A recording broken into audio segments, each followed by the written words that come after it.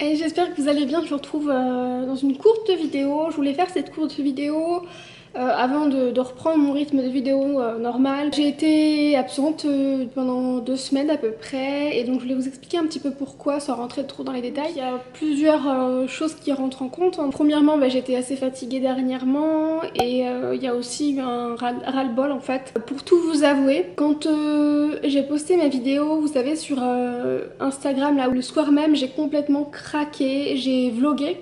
Et je vloguais, mais dans mon vlog j'étais en pleurs, mais j'arrivais pas à m'arrêter. Un ras-le-bol par plusieurs choses, pas que par YouTube ou cette vidéo. C'était vraiment un gros ras-le-bol, du coup j'ai vlogué. Du coup je me suis dit je la posterai parce que ça fait partie de moi. Et finalement le lendemain, vous voyez, la nuit porte conseil, le lendemain je me suis dit ça sert à rien. Montre pas aux personnes qui sont des fois vraiment très méchantes que ça t'atteint, etc.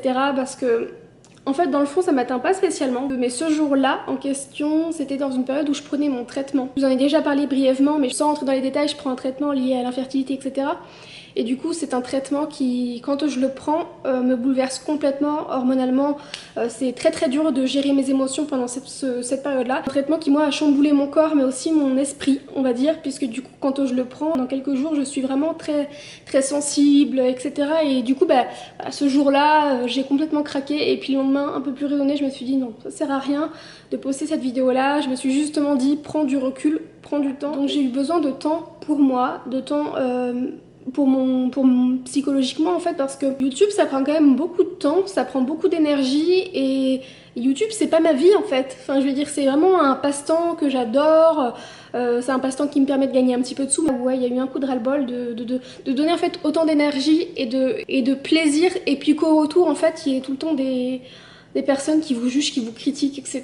Donc alors clairement c'est une minorité et j'ai cette chance là, vraiment j'ai cette immense chance, vous qui me regardez, enfin je pense que en gros 95% des personnes qui suivent mes vidéos régulièrement sont des personnes vraiment très bienveillantes, et à chaque fois je me dis c'est fou quand je lis les commentaires des personnes qui n'en ont jamais posté, ou alors au contraire des personnes qui en postent régulièrement. À chaque fois ça me fait vraiment quelque chose parce que je me dis c'est juste dingue, j'ai vraiment l'impression d'avoir quelque chose avec vous. Et c'est vrai que parfois il y a des commentaires, comme je vous l'ai dit, j'ai vraiment cette chance que ce soit très rare et heureusement, mais il y a des insultes, des gens qui sont complètement irrespectueux, et il y a des moments où je suis plus sensible que d'autres et ouais, c'est pas possible quoi. C'est surtout que quand je suis confrontée à ça, j'ai tellement cette tendance à me mettre à la place des autres que je me mets à la place d'eux et je me dis mais qu'est-ce qu'ils ont pour parler comme ça, qu'est-ce qu'ils vivent, qu'est-ce qu'ils traversent ces gens-là pour être aussi haineux. Là, je suis en train de me perdre complètement, mais voilà, il y a eu aussi un ras-le-bol de ça.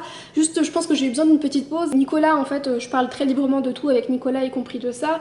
Et lui il était pas là quand j'ai craqué, donc je me suis calmée quand il est rentré, j'étais plus calme et tout, et je lui en ai parlé et il m'a dit en fait il faut que quand tu sentes que tu commences à être vraiment sur les nerfs, tu fasses une pause. Vraiment que j'arrive à, quand je sens que je suis sur le point de craquer, à faire un genre de pause, même si c'est pas une semaine entière, mais si c'est juste sauter une vidéo. Déjà il y a eu ça, et puis aussi il faut savoir que le mois de juillet a été très compliqué parce que j'ai assez peu vu Nicolas. Il y a eu des problèmes dans la famille, des problèmes de santé dans la famille, surtout du côté de Nicolas, et donc ça a été difficile pour nous deux, et forcément je pense encore plus pour lui parce que c'est sa famille, même si moi j'aime sa famille plus que tout, hein, mais ça a été forcément encore plus difficile pour lui. Il était pas mal fatigué et on se voyait très peu. Un autre facteur qui est fait que.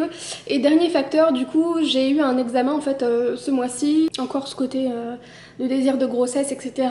Et un examen qui du coup s'avère très concluant pour moi, mais qui était très stressant, qui m'a fait très mal en plus. Mais ouais, c'était encore une période pas facile, et même si on n'a vraiment pas de quoi se plaindre, parce que même si c'est dur pour nous d'avoir un bébé, je suis déjà tombée enceinte, donc on sait que ça peut réarriver. C'est juste que la prochaine fois on espère que ça tiendra. Pas facile hein, parce que voilà, ce que je sais pas si je l'avais vraiment dit, mais depuis que je prends le traitement en janvier, j'ai pris du poids lié au traitement, mais ça je le savais, ma gynéco m'avait prévenu, m'avait dit tout le monde ne réagit pas comme ça, mais c'est un traitement qui peut faire une prise de poids, de la rétention d'eau, etc. Donc moi malheureusement j'ai tout bouffe. En soi c'est rien, même la prise de poids, vraiment c'est rien, parce que dans ma tête je me dis toujours c'est pas grave, c'est quelques kilos, c'est rien, et puis c'est pour la bonne cause. Mais honnêtement c'est frustrant parce que vous savez peut-être que j'ai quand même perdu pas mal de kilos, j'en ai parlé sur ma chaîne si vous voulez savoir plus. Et du coup c'est assez frustrant quand on s'est battu avec son corps, commencer à être à un certain stade où on se sent un peu mieux dans sa peau, et hop, de se commencer à nouveau se sentir mal. Là je sais que ça se ressent peut-être pas, je le vois dans les commentaires que ça se ressent pas, mais je suis vraiment très mal dans ma peau ces derniers mois. J'ai continué à faire plein de sport et d'en faire plus même encore ces derniers temps. Enfin plus, je fais pas des trucs non plus ultra intenses hein, parce que j'essaie d'écouter mon corps le plus possible, mais je veux dire je me suis diversifiée dans ce que je fais, je mange correctement et il n'y a rien à faire. Dès que je prends mon traitement, sur la balance je vais avoir facilement rapidement 2 kilos qui apparaissent. Quand je vais être au moment de mes règles, j'ai 1 kilo qui va redescendre et puis après bah, j'en reprends, enfin ce qui fait que du coup quand j'ai commencé ce traitement là j'étais à 58 kilos à peu près et maintenant je suis à... La dernière fois que je me suis pesée j'étais à 65, quelques jours après le traitement. Et là, je crois que je suis redescendue à 63 parce que je suis pas trop loin d'avoir mes règles. Donc c'est super frustrant ce yo-yo là. À la fois ce combat pour avoir un enfant, puis le combat avec mon corps qui persiste. Bon bah on pourrait me dire d'arrêter de ce traitement, mais non parce que c'est quand même un espoir en fait. Et là ça commence depuis quelques jours à aller mieux parce que bah, justement je pense que le fait que je sois un peu plus avec Nicolas ça m'aide, je retrouve mon énergie et du coup je vais reprendre les vidéos là, je suis un peu plus boostée. La famille ça a l'air d'aller mieux donc on espère que ça continue comme ça, on croise les doigts. Voilà, je voulais vous donner quelques explications sur ça. C'est vraiment 3 points on va dire qui font que ces derniers temps c'était pas facile. On a tous des mauvaises périodes et c'est aussi pour ça que je voulais faire cette vidéo là, c'était aussi pour vous parler et vous montrer que tout le monde a des mauvaises périodes parce que honnêtement des fois moi-même j'en ai marre de YouTube et de voir que des trucs qui font rêver, que du parfait etc. Alors c'est sûr que ces personnes là je pense qu'elles font pas ça dans un mauvais sens mais elles font ça parce que tout simplement elles ont envie de partager avec vous que du bon et du coup que vous passiez toujours un bon moment et je pense que ça se comprend complètement mais moi en tout cas au niveau de ma chaîne j'ai envie que ce soit des bons moments mais que ce soit aussi parfois mais peu de fois heureusement, mais que ce soit aussi la réalité. Ça va mieux et ça allait, hein, c'était vraiment pas dramatique, largement pire comme problème. Je vais essayer d'aller faire le montage de cette vidéo pour que vous l'ayez rapidement et je vais essayer de faire de mon mieux pour vous redonner un rythme de vidéo. Donc, sur ce, j'espère que cette vidéo vous aura plu, non? J'espère que vous aurez compris à peu près mes explications. C'est pas du tout une vidéo pour m'apitoyer sur mon sort, vraiment pas du tout, hein. Attention parce que justement, ça revient à ce que je disais, c'est le ras-le-bol de YouTube, c'est parce que des fois tout le monde comprend tout mal, tout le monde interprète tout mal et du coup c'en est chiant.